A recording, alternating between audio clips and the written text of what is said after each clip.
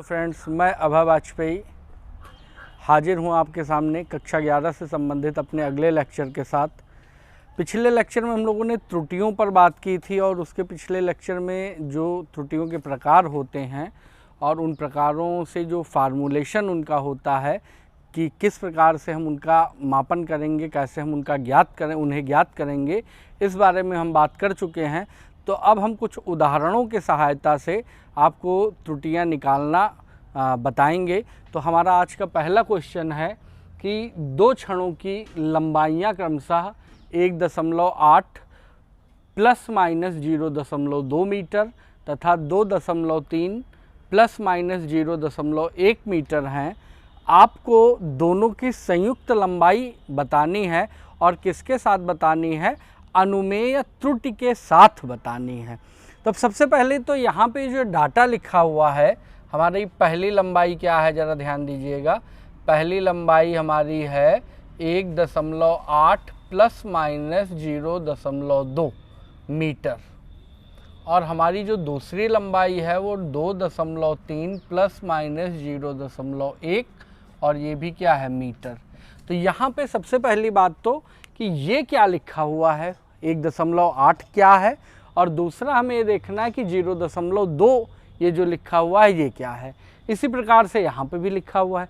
तो वास्तव में ये जब ब्रैकेट में इस प्रकार से चीज़ें लिखी जाती हैं तो ये जो पहला आप देख रहे हैं, मतलब प्लस माइनस चिन्ह के बाईं ओर जो भी डिजिट आपकी लिखी होती है, ये वास्तव में इस क्षण की लंबाई को, प्रथम क्षण की लंबाई को प्रदर्शित करती है।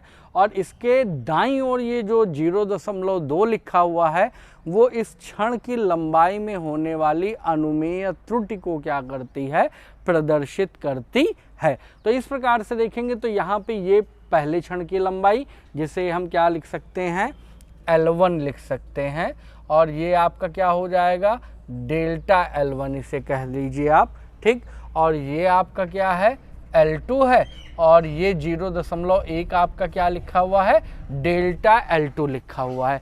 तो अब सबसे पहले इसने हमसे क्या पूछा है कि इसकी संयुक्त लंबाई। तो ध्यान दीजिए आप, क्षण की कह लीजिए या दोनों क्षण की कह सकते हैं।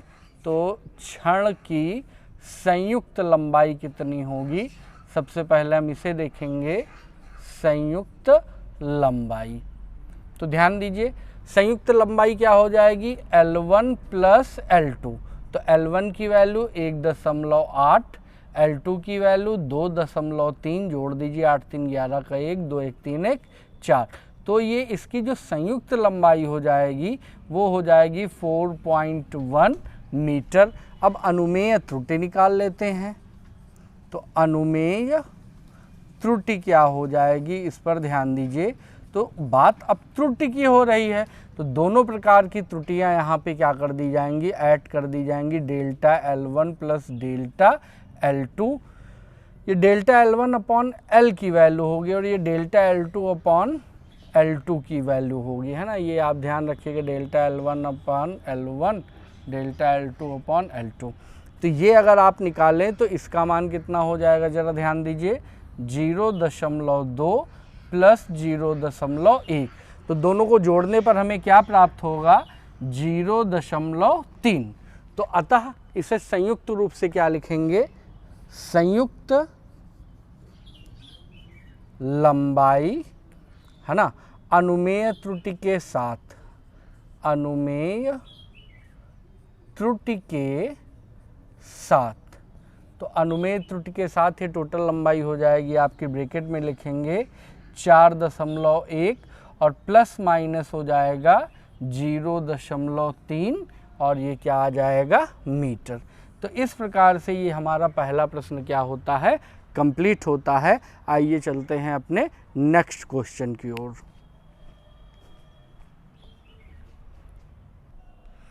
तो हमारा अगला प्रश्न है कि किसी आयत की लंबाई में 3% की त्रुटि हो और उसकी चौड़ाई के मापन में 2% की त्रुटि हो, तो आपको ये बताना है कि आयत के क्षेत्रफल के मापन में कुल त्रुटि कितनी होगी।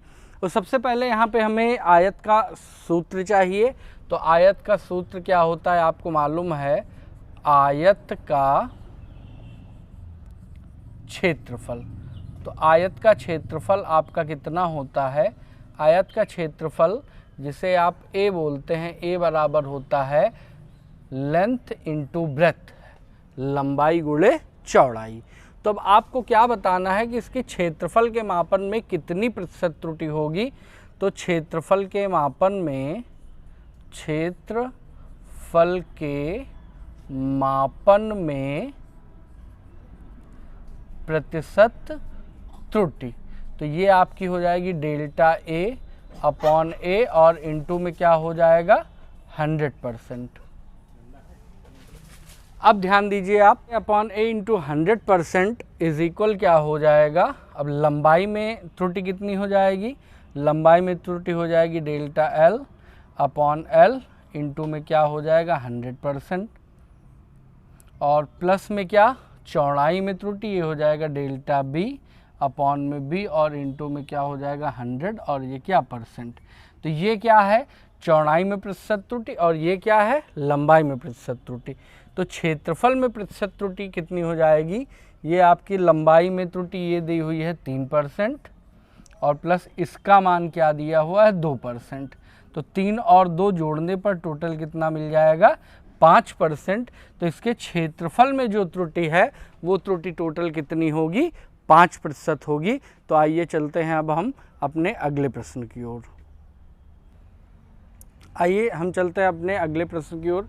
हमारा अगला प्रश्न है कि किसी बॉक्स की लंबाई यदि 24 सेंटीमीटर दी हुई है, बॉक्स की चौड़ाई 18.6 सेंटीमीटर है और बॉक्स की ऊंचाई कितनी है 6 सेंटीमीटर है। तो यदि हम बॉक्स का आयतन ज्ञात करेंगे तो बॉक्स के आयतन के अनुमापन में अधिकतम कितनी प्रतिशत त्रुटि हो सकती है, हमें इसका मापन करना है। अब अभी तक ज़रा ध्यान दीजिए भाई, लंबाई जो 24 सेंटीमीटर है, चौड़ाई 18.6, ऊंचाई 6, तो बॉक्स का आयतन क्या होता है? ये होता है लंबाई गुणे चौड़ाई गुणे क्या होता है ऊंचाई LBH। तो आयतन के मापन में जो त्रुटि होगी वो delta V upon V into क्या हो जाएगी 100%, और इसका मान किसके बराबर होगा delta L upon L into 100% plus क्या हो जाएगा delta B upon B into क्या हो जाएगा 100%, और उसके बाद हो जाएगा डेल्टा H अपॉन H और इंटू में क्या हो जाना 100%। तो पिछला क्वेश्चन हमारा था उसमें delta L upon L into 100% की वैल्यू डायरेक्ट दे रखी थी, मगर यहाँ पे मान डायरेक्ट नहीं दे रखा है। तो अब हमें यहाँ पे सबसे पहले तो ये delta L, delta B, delta H क्या होगा इसके बारे में जानकारी होनी चाहिए। तो ज़रा ध्यान दीजिए, ये सेंटीमीटर में लंबाई मापी गई है, तो सेंटीमीटर में लंबाई मापी गई है तो जाहिर सी बात है ये पटरी से मापी गई होगी, और पटरी का जो अल्पतमांक होता है वही उसकी न्यूनतम माप भी होती है। तो यहाँ पे आपका डेल्टा L या जो लंबाई मापन में जो त्रुटि हो सकती है वो किसके बराबर होगी, पटरी के अल्पतमांक के बराबर होगी। और पटरी का अल्पतमांक मैंने बताया था 1 मिलीमीटर होता है, जिसे आप अगर 10 से भाग करेंगे तो सेंटीमीटर में बदल जाएगा, और उसका मान आता है 0.1 क्या हो जाएगा सेंटीमीटर। इसी प्रकार से चौड़ाई भी आप पटरी से मापेंगे तो डेल्टा B का मान भी कितना आएगा, पटरी के अल्पतमांक के बराबर 0.1 सेंटीमीटर, और डेल्टा H भाई ऊंचाई भी पटरी से ही बॉक्स की मापी जाएगी, तो ये भी आपका 0.1 सेंटीमीटर होगा। इसका मतलब क्या है, यदि किसी चीज़ की लंबाई, चौड़ाई, ऊंचाई आदि दे दी जाए और उसमें आपका त्रुटि ना दी जाए तो उसकी त्रुटि उसकी अल्पतमांक, जिस यंत्र से वह मापा जा रहा है उस यंत्र के अल्पतमांक के क्या होगी, बराबर होगी।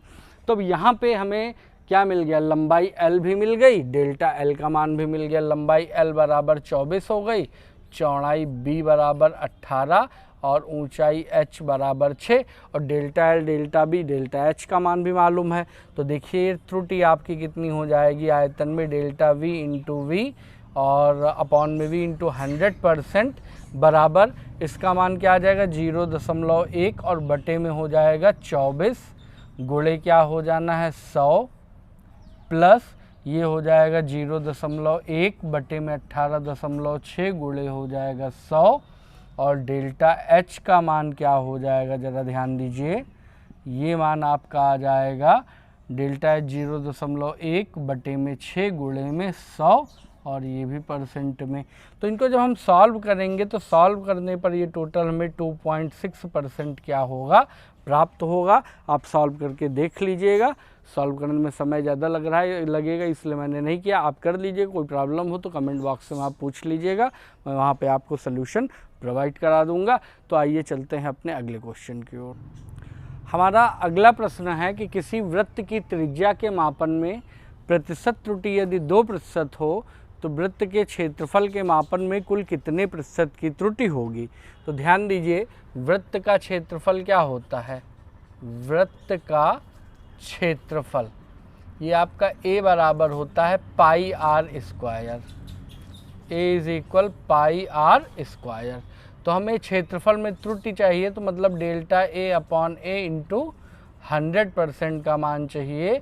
तो किसके बराबर हो जाएगा, देखिए ये फार्मूला मैंने बताया था, जिसके ऊपर घात होती है तो घात कहाँ चली आती है, पहले चली आती है, तो 2 पहले आ जाएगा और इसकी त्रिज्या में त्रुटि delta R upon R into में क्या हो जाएगा 100 और ये क्या हो जाएगा परसेंट। तो 2 गुणे R upon delta R upon R into 100 का मान कितना दे रखा है, 2% दे रखा है। तो 2 दूना टोटल कितना हो जाएगा 4%। तो ये हमारे वृत्त के क्षेत्रफल के मापन में जो त्रुटि होगी वो कितनी होगी, 4% होगी। तो आज के टॉपिक हम यहीं पर समाप्त करते हैं। जल्द ही हाजिर होंगे अपने अगले टॉपिक के साथ, कुछ नए न्यूमेरिकल के साथ। तब तक के लिए धन्यवाद।